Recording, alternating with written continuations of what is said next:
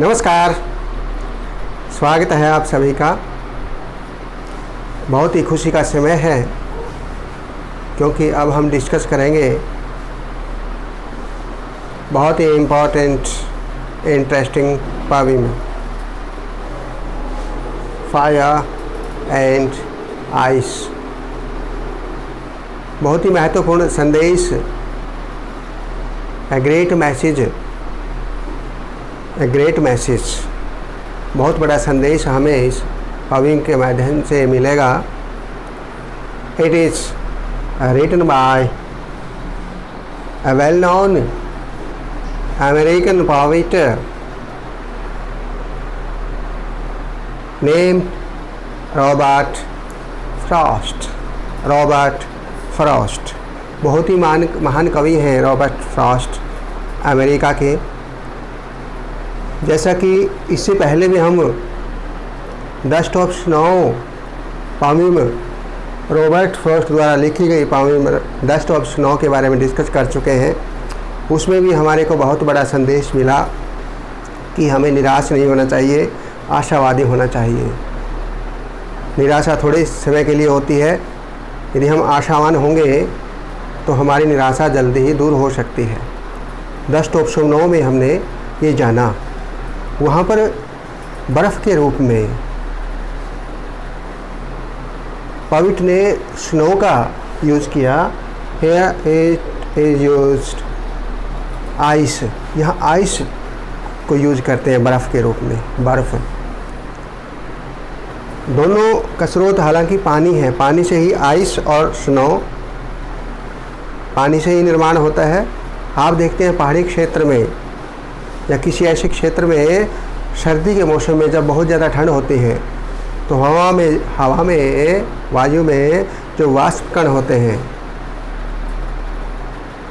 वो ज़्यादा ठंडा होने के बाद धरती पर वर्षा की तरह ऐसे वर्षा होती है। बर्फ़ के कण गिरते हैं। इट इज़ स्नो फॉल, गिरती हुई बर्फ़। वो बर्फ़ है, वो स्नो है जो किसी पेड़ पर गिर रही है, पर्वत पर गिर रही है, किसी स्थान पर गिर रही है, बहुत ज़्यादा ठंड होने की वजह से आकाश से गिर रही है। और जब हम आइस की बात करते हैं, कोई भी ठहरा हुआ पानी किसी बर्तन में है, हम फ्रिज में, रेफ्रिजरेटर में, फ्रिज में हम बर्फ़ जमाते हैं, या किसी फंक्शन में हम बर्फ़ का यूज़ करते हैं, या कहीं किसी भी स्थान पर किसी झील में पानी है, तालाब में पानी है, ठंड की वजह से वो जम जाता है।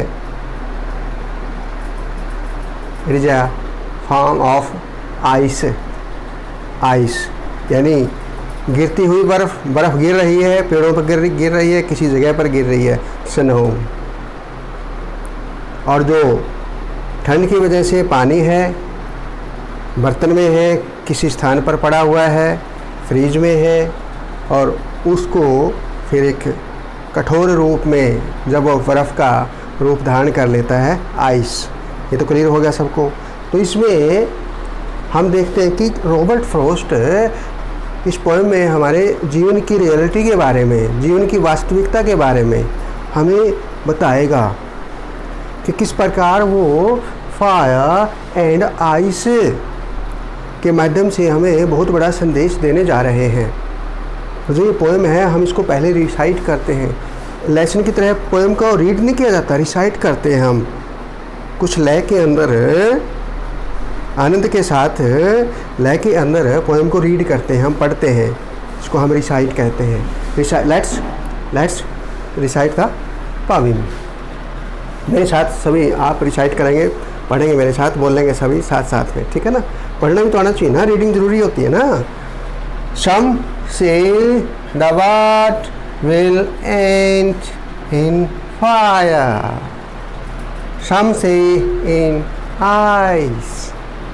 From what I tasted of desire, I hold with those who fear fire. Next. But if it had to perish twice, I think I know enough, I know, enough.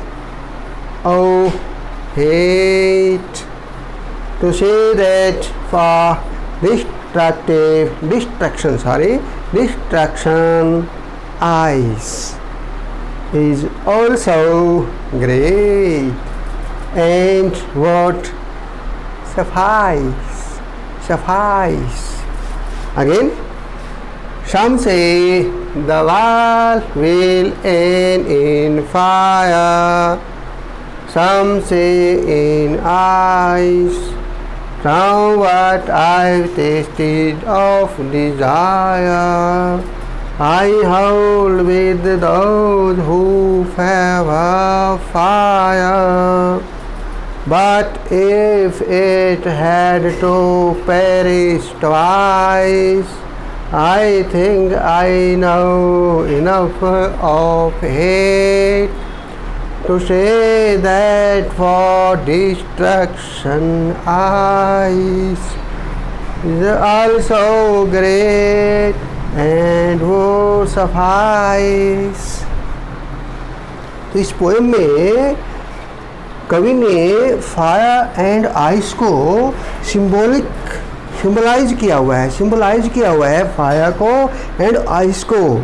वो कहते हैं fire and ice is a symbolic poem written by Robert Frost. The poet says that both fire and ice are destructive, विनाशकारी हैं। कौन? Fire भी और ice भी। वैसे तो विनाशकारी नहीं होती। हम देखते हैं कि फायर का हम यूज़ करते हैं, आग का। रसोई में भी हम आग का यूज़ करते हैं भोजन पकाने के लिए। जगह जगह बिना आग के तो कुछ भी नहीं है फायर के। हमारे जीवन का दिनचर्या का एक हिस्सा है आग। तो ये डिस्ट्रक्टिव कैसे हो सकती है? डिस्ट्रक्टिव इसलिए है फायर को पवित्र ने सिंबलाइज किया हुआ है, प्रतीक के रूप में पेश किया है। कैसे? Here fire stands for the heat of desire. तीव्र इच्छा की आग। आप सभी जानते हैं कि यदि हमारी इच्छा तृष्णा में परिवर्तित हो जाए, हमारी इच्छा इतनी बढ़ जाए कि हम दूसरे लोगों के हित का भी ध्यान नहीं रखते, हम इतने स्वार्थी हो जाते हैं अपनी इच्छा के कारण, दूसरे लोगों का जो अधिकार होता है उसका भी ध्यान नहीं रखते और हम अपने कर्तव्य को भी भूल जाते हैं अपनी इच्छा के कारण। इसलिए यहाँ पर fire stands for the heat of desire, यानी फायर को डिजायर के रूप में, तीव्र इच्छा के रूप में, खतरनाक इच्छा के रूप में पेश किया गया है। इसलिए ये डिस्ट्रक्टिव है, विनाशकारी है। और आइस को and I stands for hatred, घृणा। ये और भी ज़्यादा खतरनाक है, क्योंकि जो व्यक्ति दूसरे से घृणा करता है वो बर्फ़ की तरह है, आइस की तरह है, बिल्कुल ठंडा। उसके एक तरह से हम उसको पत्थर दिल कह सकते हैं। घृणा करने वाले व्यक्ति को बर्फ़ की तरह वो बिल्कुल एक तरह से निष्क्रिय हो जाता है। उसके दिल में किसी के प्रति कोई प्यार नहीं होता, कोई सद्भावना नहीं होती, किसी के प्रति कोई लगाव नहीं होता, क्योंकि हर चीज़ से वो, हर एक व्यक्ति दूसरे व्यक्ति से वो घृणा करेगा। तो आइस को हमने प्रतीक के रूप में यहाँ पर पोएट ने, रॉबर्ट फ्रॉस्ट ने आइस को किस प्रतीक के रूप में यूज किया है? हेटेड, घृणा। इसलिए ये हमारे जीवन की एक असलियत, एक रियलिटी के बारे में रॉबर्ट फ्रॉस्ट जी बता रहे हैं कि किस प्रकार यदि आग, जिसको प्रतीक के रूप में यहाँ डिजायर के रूप में पेश किया है, डिजायर बढ़ जाए, इच्छा ज़्यादा बढ़ जाए तो विनाश हो सकता है संसार का। और आइस, घृणा, हेट्रेड, घृणा बढ़ जाए संसार में तो भी संसार का विनाश हो सकता है। Some say the world will end in fire. कुछ कवि जी कहते हैं, यहाँ पर साइंटिफिक वे में वर्णन कर रहे हैं, वो बिल्कुल वैज्ञानिक तरीके से अपनी बात को तर्क पर आधारित रख करके अपनी बात को कह रहे हैं। वो कहते हैं कि कुछ लोग कहते हैं some say that world will end in fire. कुछ लोग कहते हैं कि संसार आग के कारण नष्ट हो जाएगा, एंड हो जाएगा। किसका? संसार का, आग के कारण। अर्थात जब ज़्यादा इच्छाएं बढ़ जाएगी, दूसरे के अधिकारों का भी हम हनन करेंगे, दूसरे के अधिकारों को भी हम नष्ट कर देंगे, तो इच्छा हमारी बढ़ जाएगी, तो फिर तो संसार नष्ट हो जाएगा। ऐसा कुछ लोग कहते हैं। सम से कुछ लोग, सम से द वर्ल्ड, संसार विल एंड, नष्ट हो जाएगा, इन फायर, आग में। सम से इन आइस, और कुछ लोग कहते हैं कि बर्फ़ में, आइस में, आइस के कारण, बर्फ़ के कारण संसार नष्ट हो जाएगा। अर्थात हेट्रेड, घृणा के कारण संसार नष्ट हो जाएगा। फ्रॉम वट आई हैव, ये शॉर्ट फॉर्म है किसकी? आई हैव की। आई हैव, HEVE हैव, ठीक है ना। जब हम यहाँ अपोस्ट्रोफी लगाते हैं तो H और A की जगह अपोस्ट्रोफी लगा दिया हमने, और शॉर्ट फॉर्म बन गई आई हैव, ठीक है ना। आई टेस्टेड ऑफ डिजायर, मैं अपनी इच्छा के अनुसार, जैसा मेरा अनुभव है, जैसा मैं सोचता हूँ, जैसे मेरी इच्छा के अनुसार, टेस्टेड, आई टेस्टेड, जैसे मैंने अनुभव किया है। आई होल्ड विद, मैं उनके साथ हूँ, दोज उनके साथ हूँ। आई होल्ड विद, मैं उनके साथ हूँ, अर्थात उनका पक्ष करता हूँ। हु फेवर फायर, जो सोचते हैं कि संसार आग से नष्ट होगा। मैं भी ऐसा सोचता हूँ। कवि जी रॉबर्ट फ्रॉस्ट जी, पॉइट, ऐसा कहते हैं। Next stanza, but if it had to perish twice, perish to be destroyed, नष्ट हो जाना, पेरिश नष्ट हो जाना, ट्वाइस दो बार। But if it had to perish twice, यदि संसार दो बार नष्ट होगा। जब हम कहते हैं ना ये आग से नष्ट हो सकता है, नष्ट हो जाएगा आग से, अग्नि से, डिजायर से, ठीक है ना। तो फिर अब कवि कह रहा है कि यदि संसार, ठीक है, संसार आग से नष्ट होगा और मैं ऐसे लोगों के साथ हूँ, I hold with those who favour fire, जो ऐसा कहते हैं कि आग से नष्ट होगा, मैं ऐसे लोगों के साथ हूँ। लेकिन आगे कवि अपनी बात को बढ़ाते हुए क्या कहते हैं? But if it is had to perish twice, perish होता नष्ट होना, डिस्ट्रॉय होना, नष्ट हो जाना। यदि संसार दो बार नष्ट हो जाएगा, हो सकता है, हो जाएगा, होगा, तो फिर क्या होगा? I think I know enough of hate, I think I know enough of hate, मैं भी ऐसा सोचता हूँ। घृणा, ऑफ इनफ काफ़ी, ऑफ हेट घृणा की वजह से, घृणा का ज़्यादा बढ़ना। To say that for destruction, ice के कारण भी, आइस जो घृणा का एक प्रतीकात्मक रूप है, उसके कारण भी क्या हो जाएगा? डिस्ट्रक्शन हो जाएगा, विनाश हो जाएगा। टू आल्सो ग्रेट, बहुत बड़ी बात है ये, इतना कहना ही काफ़ी है। To great, to also great, इतना कहना ही काफ़ी है। And would suffice, to enough काफ़ी है, टू ऑल्सो ग्रेट बहुत बड़ी बात है। And suffice, suffice to be enough, be enough काफ़ी है, इतना कहना। सफाइस सफिशिएंट काफ़ी है, sufficient suffice, suffice to be enough काफ़ी है, इतना कहना। इट इज़ आल्सो ग्रेट, बहुत बड़ी बात है।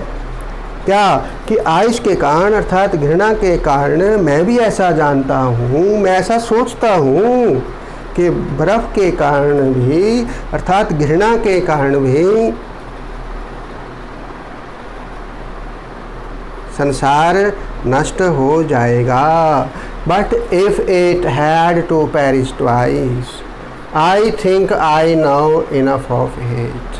मानता हूँ कि संसार को नष्ट करने के लिए घृणा ही काफ़ी है. Enough of it. घृणा जो है वो काफ़ी है. किसके लिए? संसार को नष्ट करने के लिए. आई थिंक, मैं ऐसा सोचता हूँ, और आई नो, मैं ऐसा जानता भी हूँ. इनफ ऑफ हेट, घृणा ही काफ़ी है. किसके लिए? पेरिश, नष्ट करने के लिए. किसको? संसार को. To say that for destruction ice. तो इस प्रकार आइस जो है, बर्फ़ जो है, जो घृणा का एक रूप है, प्रतीक रूप है, उसके कारण संसार नष्ट हो सकता है. To say that it also great, और बहुत बड़ी बात है ऐसा कहना. एंड वुड सफाइस, और ये बात क्या होगी? काफ़ी होगी, पूर्ण होगी, सफिशिएंट होगी. तो इस प्रकार पवित्र हमारे को फायर एंड आइस के माध्यम से, it is the name of the poem fire and ice written by Robert Frost, a great poet of America. बहुत बड़ा संदेश दे रहे हैं हमारे को. द स्टॉप स्नो में भी बहुत बड़ा संदेश दिया था.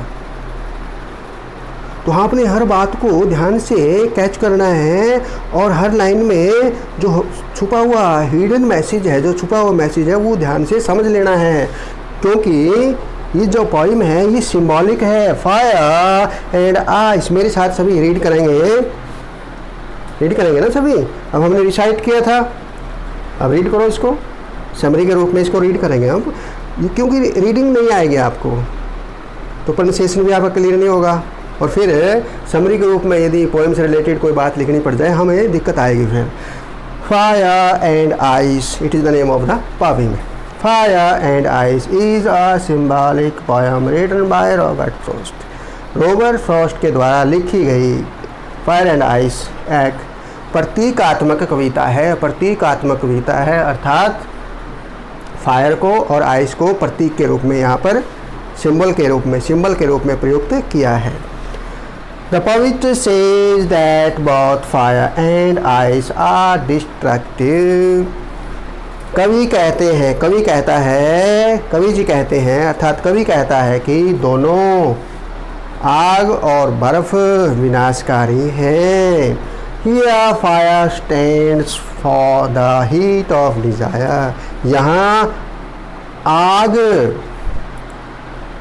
इच्छा की अग्नि के रूप में पेश की गई है. And I stands for hatred, और बर्फ को पेश किया गया है घृणा के रूप में. The main idea of the poem is that there are violent passions in the world. Main idea of the poem, प्रमुख विषय वस्तु, मेन आइडिया, मुख्य विचार, मुख्य बात कविता में क्या है? There are violent passions in the world, की संसार में उग्र पैशंस, भावनाएं हैं, इच्छाएं हैं. Passion is used like desire. Passion है, इच्छाएं हैं, वायलेंट और उग्र है. वो सामान्य रूप से इच्छाएं नहीं है, बड़ी की उग्र है वो संसार में. यही बात मेन आइडिया के रूप में पोएट ने यहाँ कही है. दे आर डिस्ट्रक्टिव, विनाशकारी हैं. क्या है विनाशकारी? वायलेंट पैशंस, उग्र इच्छाएं, उग्र भावनाएं क्या हैं? विनाशकारी. डिस्ट्रक्टिव विनाशकारी. डिस्ट्रक्शन, विनाश as a noun. Destructive as an adjective. Destructive adjective के रूप में. डिस्ट्रक्शन नाउन के रूप में, संज्ञा के रूप में, विशेषण के रूप में. But more destructive then those violent desires is the hate between man and man. परंतु इन उग्र इच्छाओं से भी ज़्यादा, वायलेंट डिजायर अर्थात अग्नि से भी ज़्यादा, वॉयलेंट डिजायर तो अग्नि के रूप में बताइए हमें। इन अग्नि के रूप में जो वॉयलेंट डिजायर, इनसे भी ज़्यादा जो खतरनाक है वो क्या है? Hatred between man and man, आदमी के बीच में घृणा, वो इससे भी ज़्यादा खतरनाक है। The poet thinks that one day this hatred will destroy the world. कवि सोचता है कि एक दिन यह घृणा, this hatred, यह घृणा will destroy, नष्ट कर देगी the world, संसार को। कितनी बड़ी बात, कितना बड़ा संदेश हमारे को कवि जी बता रहे हैं। ध्यान से समझना है, सुनना है और रियलाइज़ भी करना है, दिल से रियलाइज़ करना है इस बात को कि हमने संसार को नष्ट नहीं होने देना। आग को और आइस को, आग को, फायर को डिजायर के रूप में और आइस को हेट्रेड के रूप में यूज नहीं करना हमने, नहीं तो संसार नष्ट हो जाएगा। We should get together to save the world, हमें संसार को बचाने के लिए इकट्ठे मिलजुल कर रहना चाहिए। ये संदेश भी हमें इस पोएम के माध्यम से मिल रहा है। कवि ने तो ये बोल दिया कि आग और बर्फ़, फायर एंड आइस के कारण संसार नष्ट होगा, ये तो कवि ने कहा है स्थिति के अनुसार, सिचुएशन के अनुसार। अब हमारा फ़र्ज है कि हम आग और आइस के कारण, अर्थात डिजायर्स एंड हेट्रेड के कारण संसार को नष्ट न होने दें। दोबारा फिर रिसाइट करते हैं पोएम के स्टैंजे को।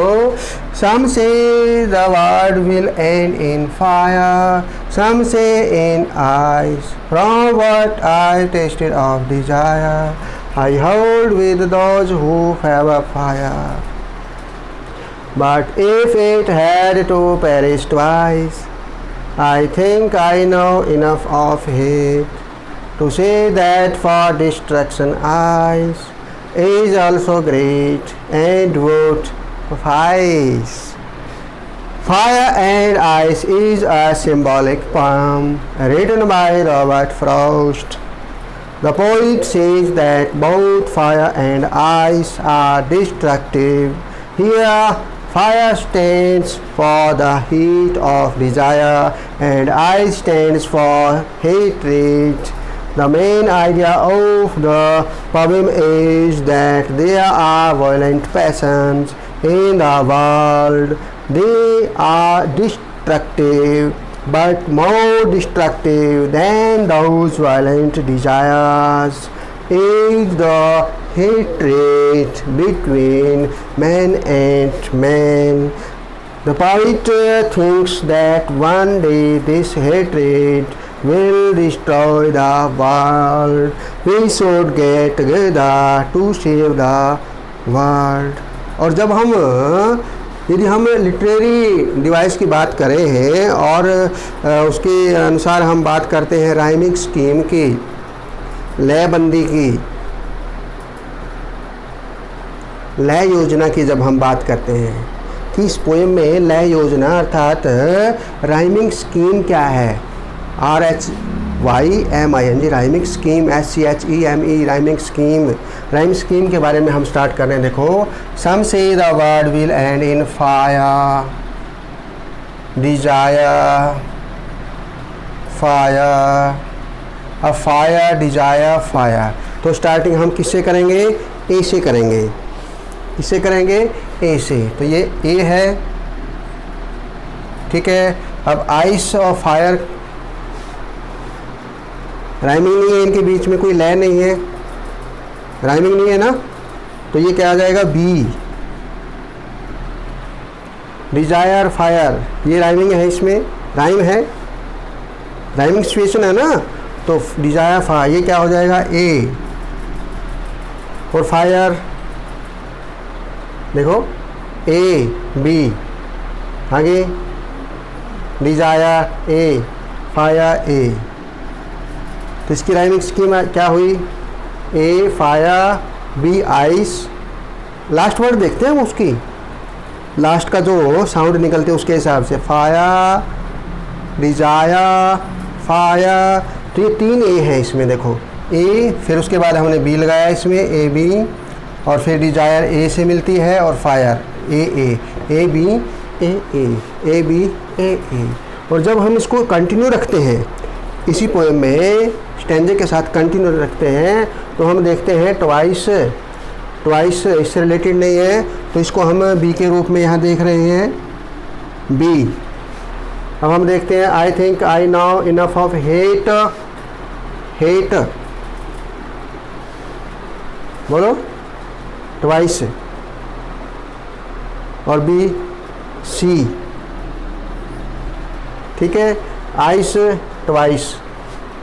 वैसे जब आइस को आपने बी के रूप में यहाँ देखा, देखो आइस ट्वाइस, ये राइमिंग स्कीम है ना इसमें, इसलिए बी के रूप में हम इसको आइस को ट्वाइस को रख रहे हैं, बी, ठीक है। और उसके बाद हेट, ये नहीं मिलती है इससे पहले तो ये सी, और आइस फिर B, B ice, ice B. उसके बाद ग्रेट, हेट, ग्रेट, ये C, suffice, suffice, suffice B, ठीक है ना, B C B C B, B C B C B C, आगे फिर बी। और यदि एग्ज़ाम में ये स्टैंजा मान लो पेपर में आ जाता है, ठीक है ना, ये स्टैंजा इसके साथ नहीं है और एग्ज़ाम के दौरान अकेला यही स्टैंजा आता है तो फिर हम इसको, फिर हम क्या इसको स्टार्ट कैसे कर सकते हैं, ए से स्टार्ट कर सकते हैं। फिर यदि इसके साथ ये नहीं जुड़ा हुआ है तो ये कंटिन्यूटी नहीं है, क्योंकि यहाँ हम एक कंटिन्यूटी के रूप में देख रहे हैं ना, उस स्टैंजा के नीचे ये स्टैंजा आया हुआ है, इसलिए हमने फिर कंटिन्यूटी के रूप में इसमें बी लिख दिया है, सी बी सी बी। और यदि ये स्टैंजा इससे अलग एग्ज़ाम में आ जाता है अकेला स्टैंजा तो हम इसको ए से स्टार्ट करेंगे। फिर कैसे, ए बी,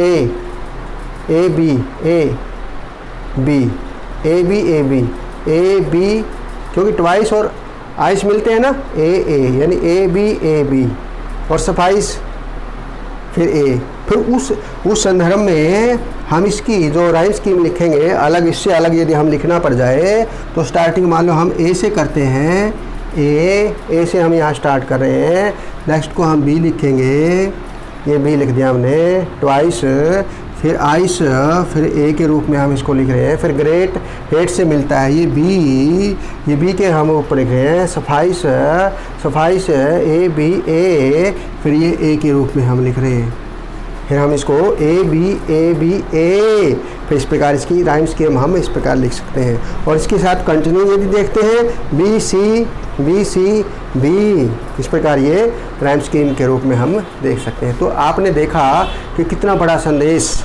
इस पोएम में हमें मिला है। फर्स्ट पोएम हमने रीड की थी, रिसाइट की थी, द स्टॉप स्नो, और ये सेकंड पोएम है written by Robert Frost, a great poet of America, fire and ice. तो इसी प्रकार खुशी खुशी लगे रहिए, सीखते रहिए, डिस्कस करते रह जाइए, आपकी इंग्लिश से रिलेटेड समस्याएं अपने आप ही दूर होती जाएंगी। Thanks for watching this important and interesting poem which name is Fire and Ice, written by Robert Frost. Okay, thanks.